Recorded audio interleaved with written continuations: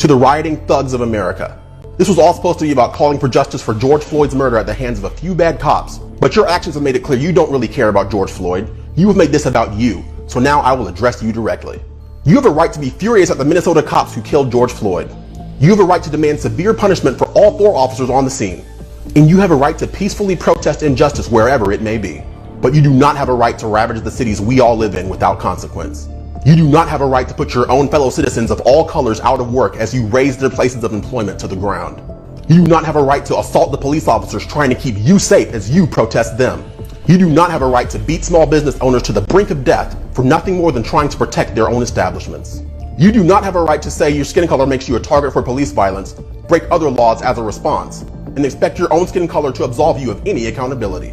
You do not have the right to say Black Lives Matter, but only be outraged when a black life is taken by a white person.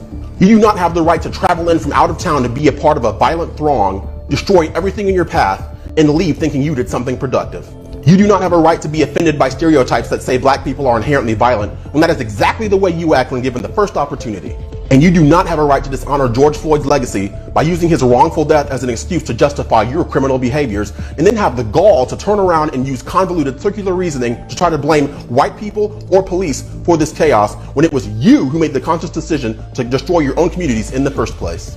But I have a right to say I see right through you, and I know this stopped being about George Floyd a long time ago. I have a right to say your conduct is absolute trash. And I have a right to call you out for the warped, hateful, animalistic, shameful, thuggish, self-serving, rabid, exploitative, counterproductive hypocrites that you are. So I will. I'm Damani Felder, and that was absolutely nothing but common sense.